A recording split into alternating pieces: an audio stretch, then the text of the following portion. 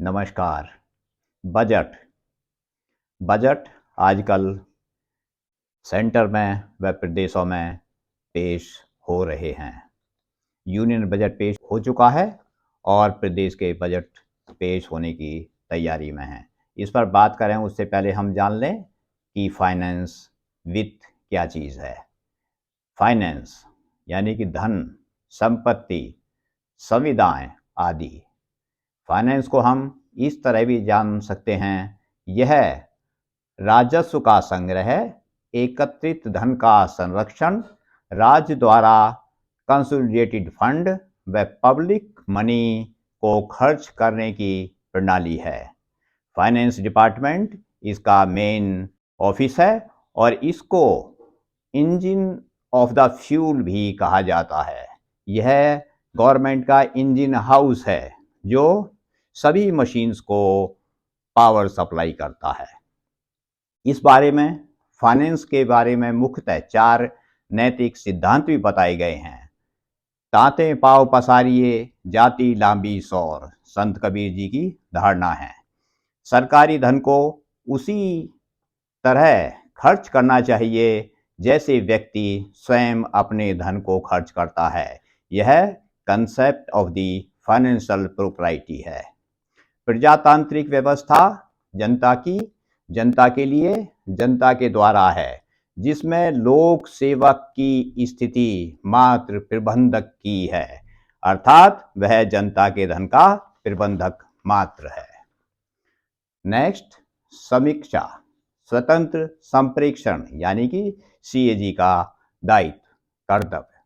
अतः वर्तमान व्यवस्था में लोक धन का उपयोग मात्र राज्य के अंगों का रखरखाव, आर्थिक विकास, सुरक्षा तथा संचार पर ही नहीं होता, अपितु इसका उपयोग सामाजिक सुरक्षा, सभी के विकास का अवसर, सामाजिक व आर्थिक संतुलन, लेजिस्लेटिव एंड फाइनेंशियल मैनेजमेंट पर आधारित है। कैसे, इसे जानें इससे पहले हमारी आपसे रिक्वेस्ट है, यदि आपने इस चैनल को सब्सक्राइब नहीं किया तो कृपया सब्सक्राइब कर लें, लाइक व शेयर भी करें।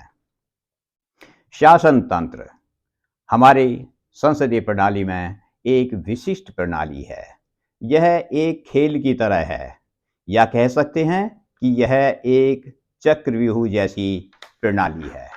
इसीलिए सरकार व विपक्ष में बजट के बारे खींचातानी चलती रहती है। बजट ऐसा है, बजट वैसा है, बजट अच्छा है, बजट खराब है, कुछ नहीं मिला, आदि आदि। बजट शब्द को वित्तीय योजना के 1733 में छपे सर रॉबर्ट वॉलपोल के कार्टून बजट खुल गया से लिया गया है। सर वॉलपोल को उस कार्टून में जादूगर दिखाया गया था तथा बजट को जादू के थैले यानी कि बैग ऑफ ट्रिक्स कहा गया था। अभी भी ऐसी ही प्रथा है। बजट को ब्रीफ केस में फाइनेंस मिनिस्टर अर्थात चांसलर ऑफ एक्सचेकर लेकर आते हैं। बजट एक ऐसी प्लानिंग डॉक्यूमेंट्स है कि इसे समझना सभी के लिए कठिन कार्य है।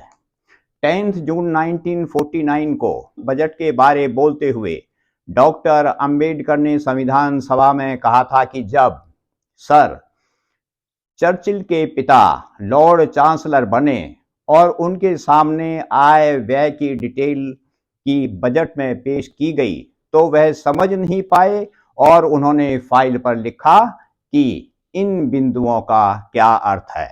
अतः डॉक्टर अंबेडकर कहते हैं कि जब चर्चिल के पिता जैसे प्रतिष्ठित व्यक्ति भी बजट की प्रपोजल को समझने में कठिनाई महसूस करते हैं तो इस बात को ध्यान में रखते हुए मुझे जरा भी आश्चर्य नहीं है यदि इस सदन के सदस्यों को इनके प्रोविजंस के समझाने में इतनी कठिनाई हो। तो ऐसी होती है बजट प्रपोजल, या कह सकते हैं कि यह रेवेन्यू एंड एक्सपेंडिचर्स के एस्टिमेट्स की स्टेटमेंट है।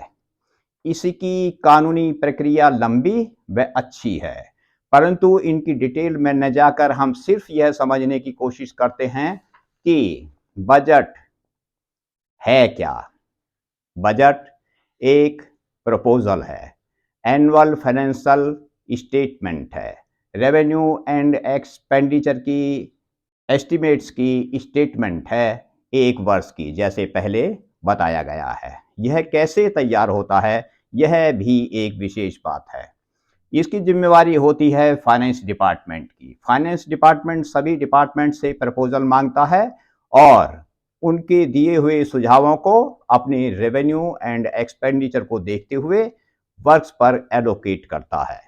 हरियाणा में एक नई प्रथा की शुरुआत हुई है।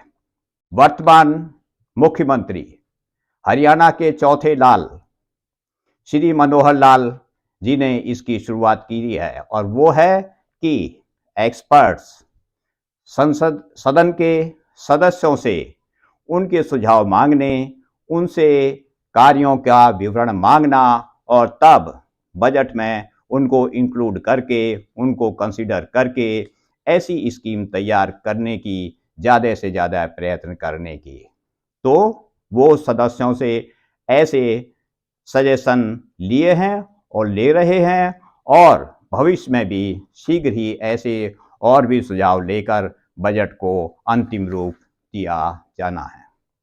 इस प्रकार यहाँ तक फाइनेंस डिपार्टमेंट बजट प्रपोजल तैयार कर लेता है और आवश्यक प्रोसीजर फॉर्मेलिटीज पूरी करके फाइनेंशियल ईयर्स की एक फाइनेंशियल स्टेटमेंट बजट लेजिस्लेचर अर्थात लोअर हाउस में प्रेजेंट करने को तैयार हो जाता है।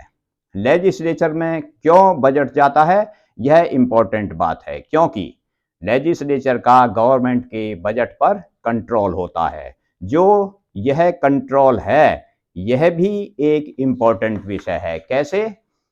तैयार बजट विधानसभा में पेश हुआ, जैसे सजेशंस डिपार्टमेंट सदस्यों से भी लिए गए, पीछे बताए गए हैं, होने के बाद जनरल बजट पर पूरी बहस होती है।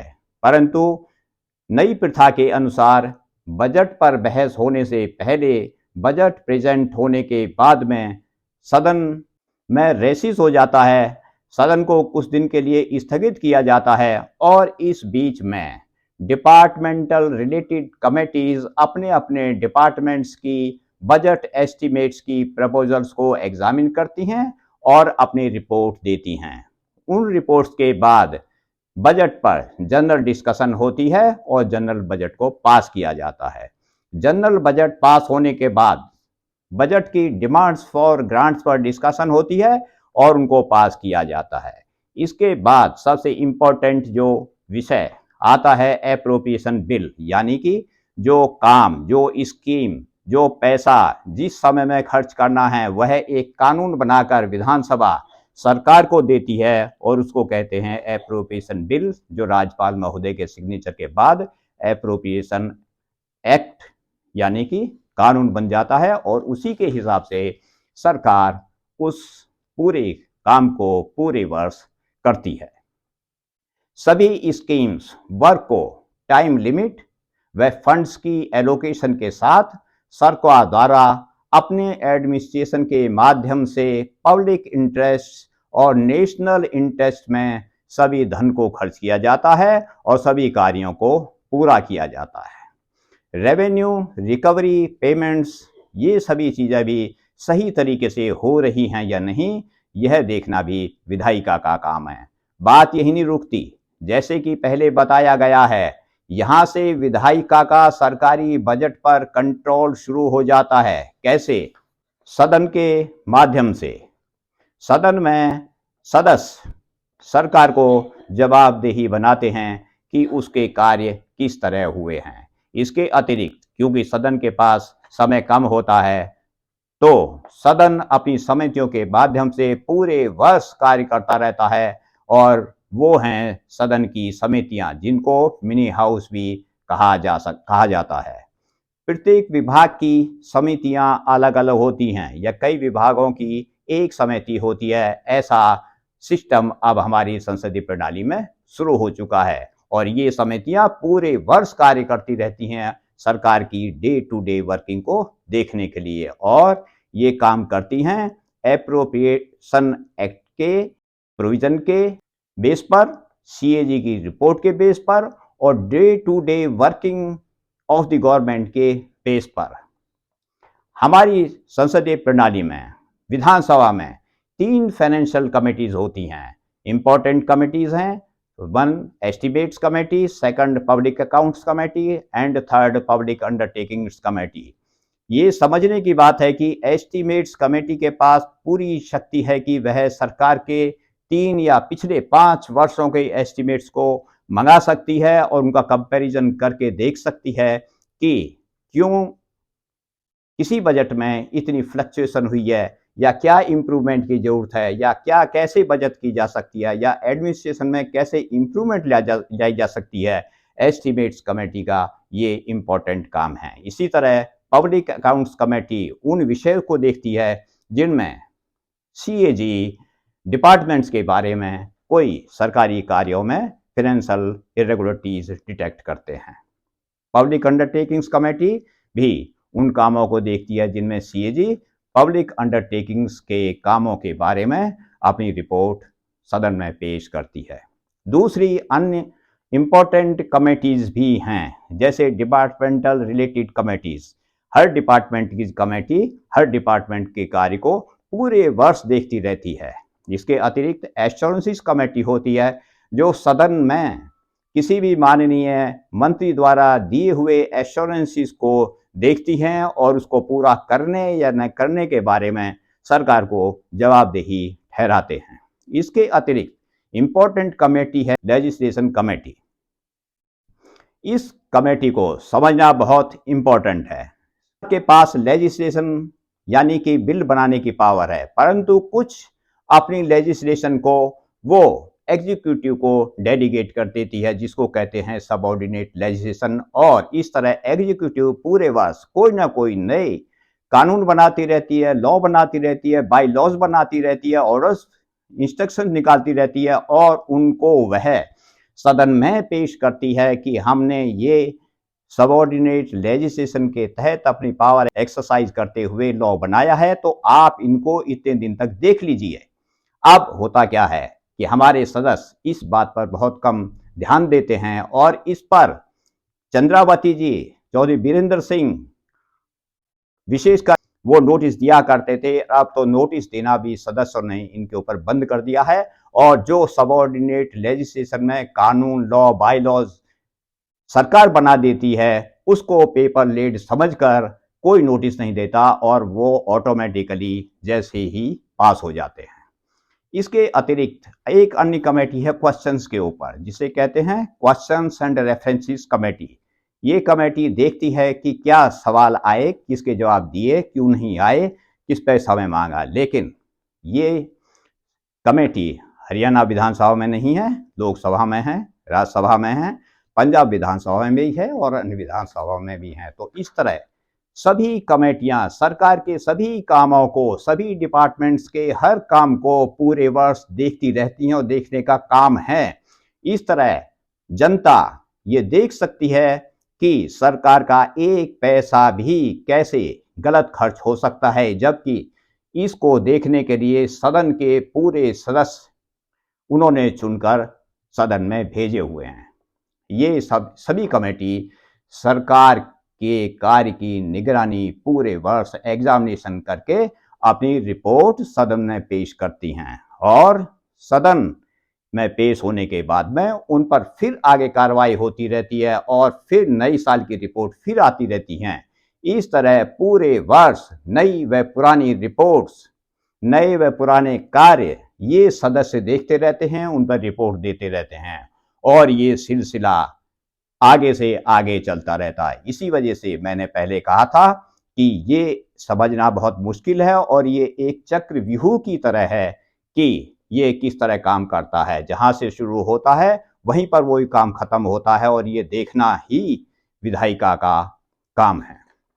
जो भी है उसमें कार्य तो जनता के लिए ही, जनता के पैसे से ही दिए गए हैं, परंतु विशेष दायित्व बनता है विधायिका का, इसके सभी सदस्यों का, यह देखने के लिए कि मंत्रिमंडल ने प्रशासन के माध्यम से बजट में दिए गए धन का कार्यों पर सही तरीके से खर्च किया है और यदि विधायिका के सदस्य यह सुनिश्चित करने में सफल रहे कि धन का सही कार्य पर सही समय पर लोक हित में खर्च हुआ है तो सुशासन निश्चित है और जनहित व देश हित के कार्य, जनता की कठिनाइयों को दूर करने व जनता की आवश्यकताओं की पूर्ति में कोई कमी नहीं रह पाएगी, क्योंकि यही ही वो शक्ति है, विधायिका ही वो सिर्फ एंड सिर्फ वो शक्ति है जो सुशासन स्थापित कर सकती है। इसलिए इम्पोर्टेंट बात है कि बजट पेश करने के साथ साथ बजट की इम्प्लीमेंटेशन के ऊपर भी बहस चलती रहे, इसके ऊपर भी सदस्य ध्यान देते रहें, जनता अपनी निगाह रखे, तो ये ही जनहित और लोकहित में है। जय हिंद।